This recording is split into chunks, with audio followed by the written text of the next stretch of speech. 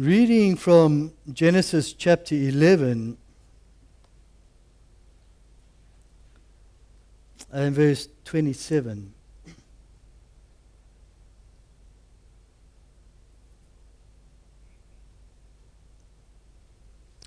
It's Genesis chapter 11, verse 27. It's a story of the account of Jacob.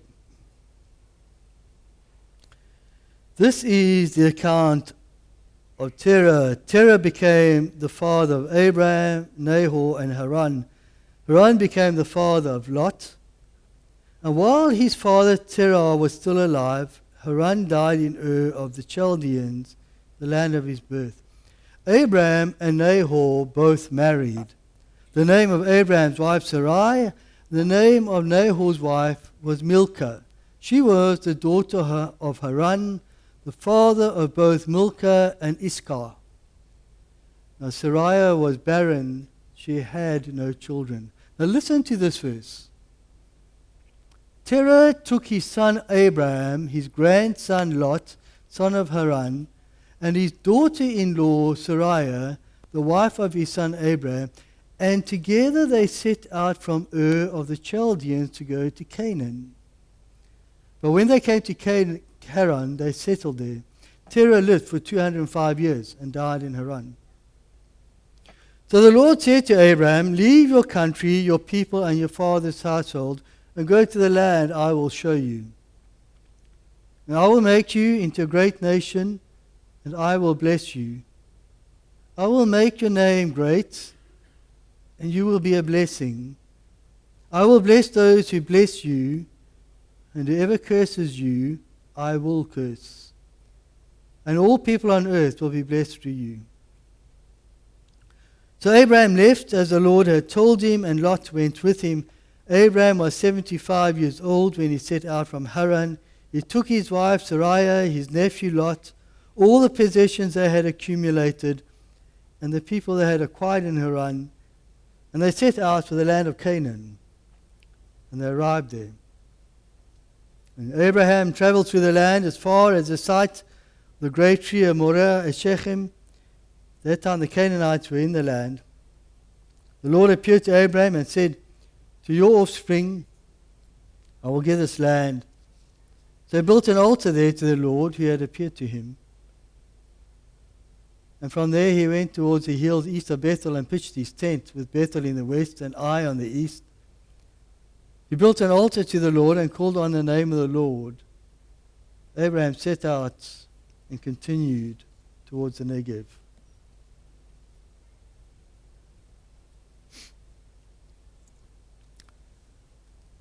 The story of the origins of the Jewish people, and strangely enough, the Muslims and the Arabs as well, lies in this very strange verse about a stranger, an unknown man by the name of Abraham, living in what was probably, and we're talking about 2400 BC, the biggest city in the world at the time. In fact, it's been uncovered by archaeology. We know where it is.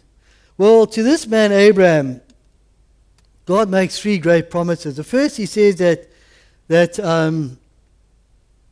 he will have children. The second promise, he says, is that he will have land.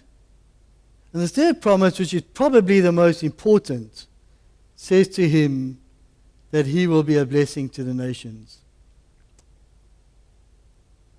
Now we know the story. Ultimately, Abraham's wife Sarah can't have children. The funny thing is, Abraham only lives long enough to see the first of those promises that he'll have descendants come into being. He doesn't live any longer than that.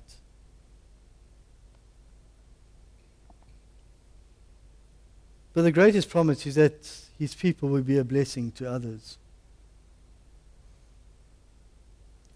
But now the fulfillment of this first blessing that Abraham sees doesn't come easy to Abraham. It comes hard.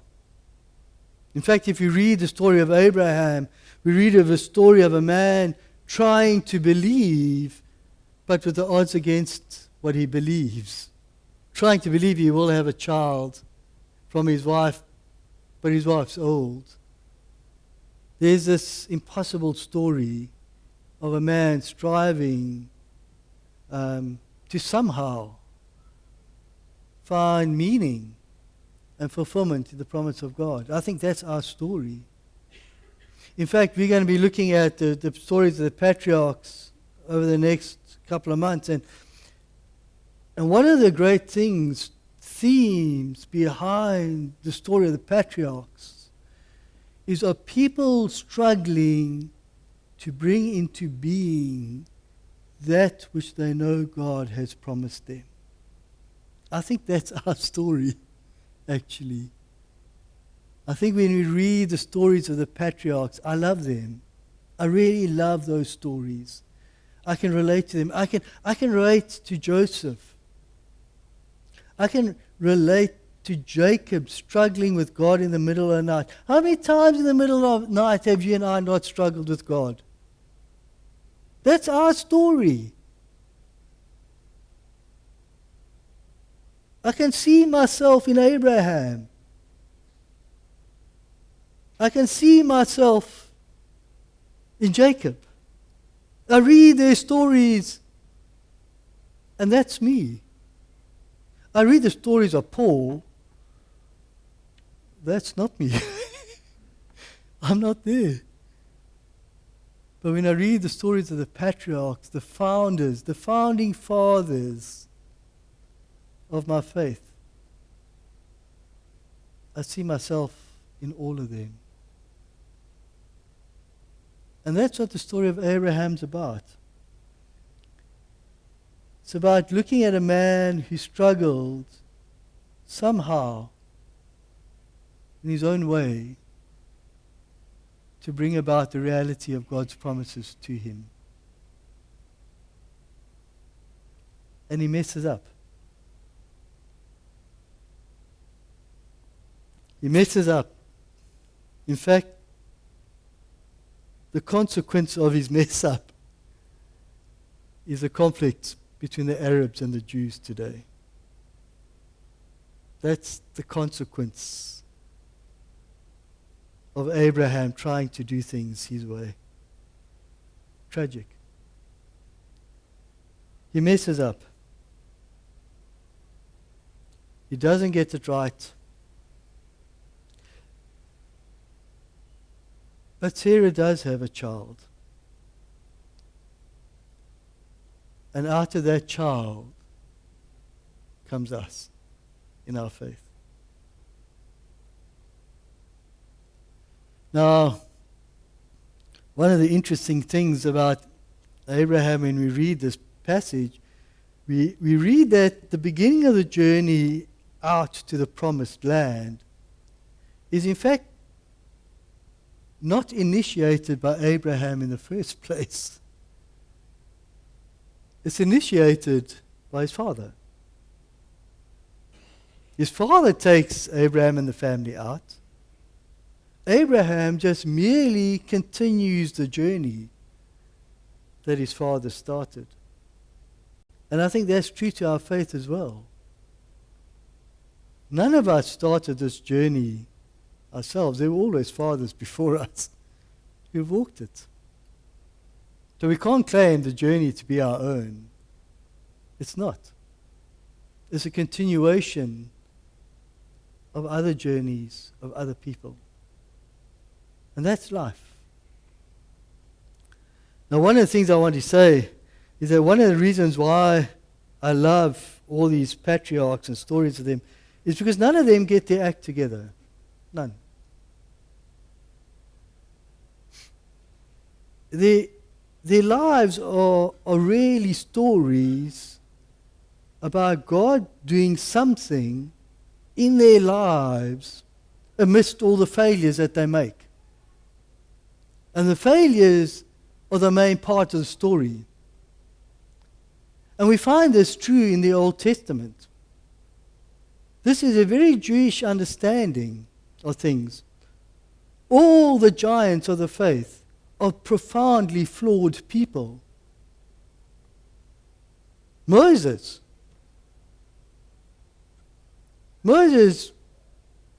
probably had a stutter. Moses was a murderer.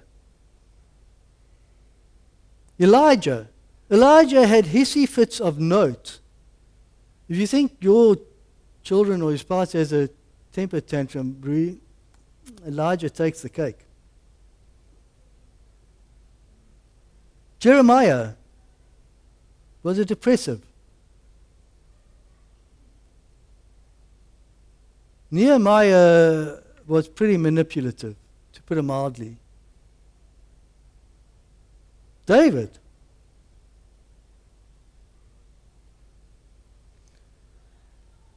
is something else when you really look at his life. He really is. You know, when you read Solomon's book of Proverbs, it's great. But how many of you have read the Song of Songs? It's kind of worth reading sometime. In fact, I preached from it the other day at a wedding. I don't know what possessed me. But really, go read it. That's from Solomon. All these role models, all these patriarchs, are very flawed people. Very human people. Abraham was. But I suspect that the gift, perhaps one of the greatest gifts of God to us, is not our successes, but our humanity. I think the most profound gift we can offer to God is by being human. Being who we are created to be. Because who you and I are created to be, with all our flaws, is in fact God's gift of us to others. We need to remember that. When people come to me for counseling, the one thing they need most of all is not my wisdom, not my advice, not my guidance, but for me to see their humanity and reaffirm it. Reaffirm to them it is all right to be human because God made you human. You know, there's a guy, I might have quoted this sometime. He was a Jewish author, and he gave a talk.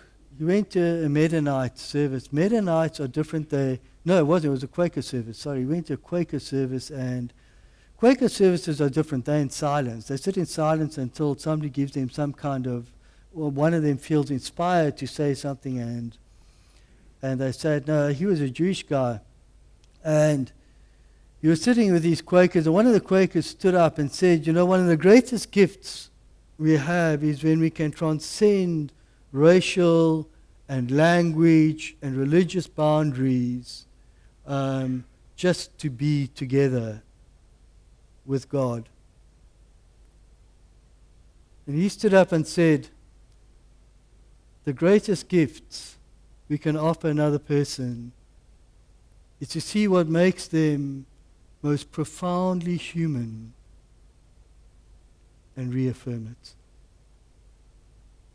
When people come to me for counseling, that is what they are looking for. And when I reaffirm it, it is that which heals them. Not my advice, nothing else. So what I'm saying the patriarchs remind us of how important it is for us to be human. That our humanity, with its greatness and its flaws, is the greatest gift we can offer to others. So we don't get our act together. It's an illusion to think we are going to get our act together. We are going to mess up. It is going to happen. It's part of life.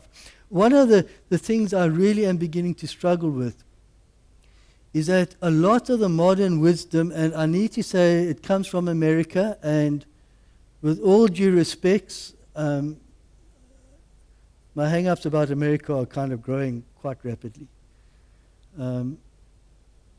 But there's this whole thing about success. How to be a successful businessman, how to be a successful leader, how to be a successful parent. I've never met a successful parent.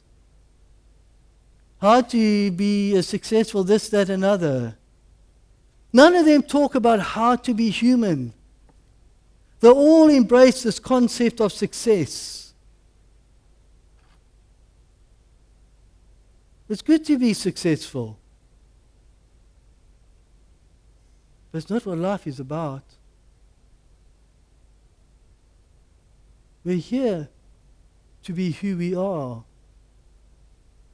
Now, I'm not saying you mustn't strive to be successful. I do. But the minute my thinking about success or my striving to be successful impinges on my humanity,